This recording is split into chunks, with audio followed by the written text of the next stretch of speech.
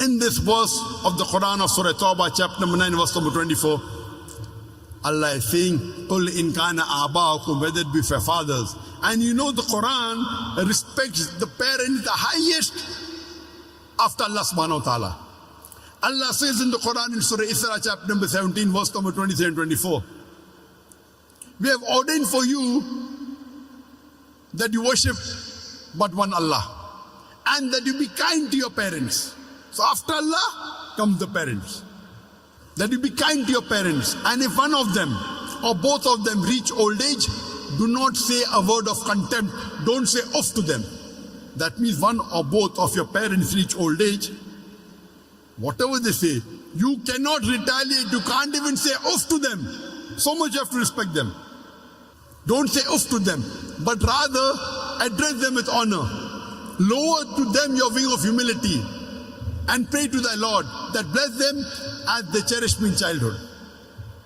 According to the verse of the Quran, respecting the parent is of utmost importance. After worshipping Allah, come respecting your parents.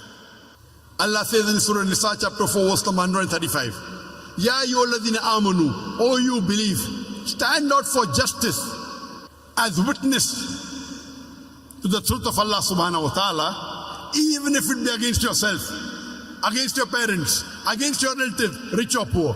When it comes for standing for justice in supporting Allah, you have to stand out for justice even if it against yourself, against your parents, mother or father, against your relatives, whether it be your son, whether it be your brothers, whether it be your spouses, whether it be rich or poor. Allah protects all.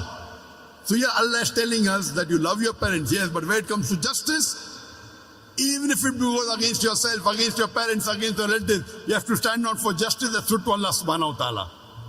And Allah is repeating the same thing. قُلْ إِنْ كَانَ أَبَاؤُكُمْ وَأَبْنَاؤُكُمْ وَإِخْوَانُكُمْ وَأَزْوَاجُكُمْ وَعَشِيرَتُكُمْ. Say whether it be for your fathers, or for your sons, or for your brothers, or for your spouses, wives and husbands, or for your relatives. And Allah continues, وَأَمْوَالٌ اقْتَرَفْتُمُوهَا, and the wealth that they have amassed. Allah says in Surah Baqarah, chapter number 2, verse number 261, that the parable of those who spend their way in the way of Allah subhanahu wa ta'ala, the parable of those who spend in the way of Allah subhanahu wa ta'ala is like a grain of corn, and that corn becomes 7 years, each year bearing 100 corns. That means that one grain becomes 700 grains. Allah says, if you spend in the way of Allah, Allah will give you 700 times profit. In business terminology, 70,000% profit. If you spend in the way of Allah subhanahu wa ta'ala, Allah promises you 70,000% profit, 700 times profit. And Allah continues, Allah will give you much more. That means minimum profit Allah has guaranteed you if you spend in the way of Allah is 70,000%, 700 times profit. Allah continues, وَأَمْوَالٌ اقْتَرَفْتُمُوهَا وَتِجَارَةٌ تَخْشَوْنَ كَسَادَهَا وَمَسَاكِنُ تَرْضَوْنَهَا. The wealth you have amassed, the business in which you deal, the house in which you live. What are your considerations? Why are you afraid to do dawah? Why are you afraid to go for jihad in the way of Allah subhanahu wa ta'ala? Striving in the way of Allah subhanahu wa ta'ala. Are you worried about your wealth? The business in which you deal?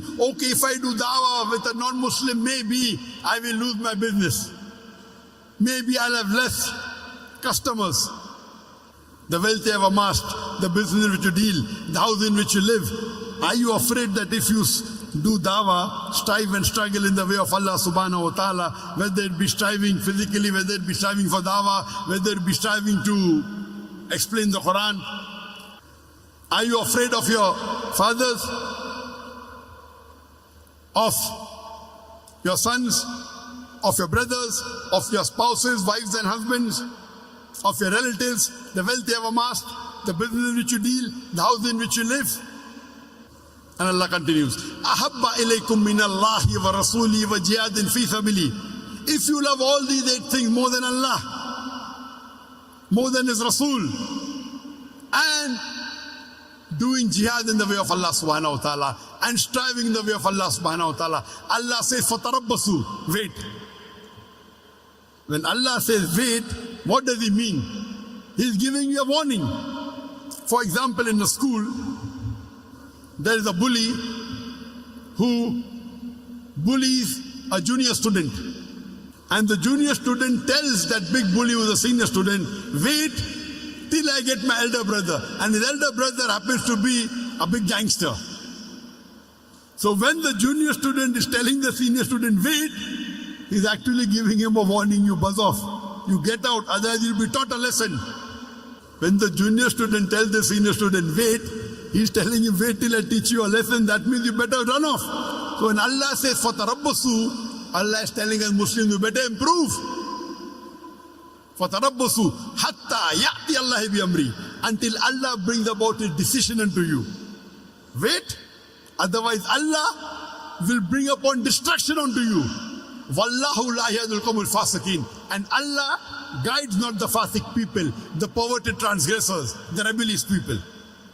So Allah is giving a warning in verse number 24, Surah Tawbah, to all the Muslims that you should love Allah and His Messenger and doing jihad in the way of Allah subhanahu wa ta'ala more than anything else.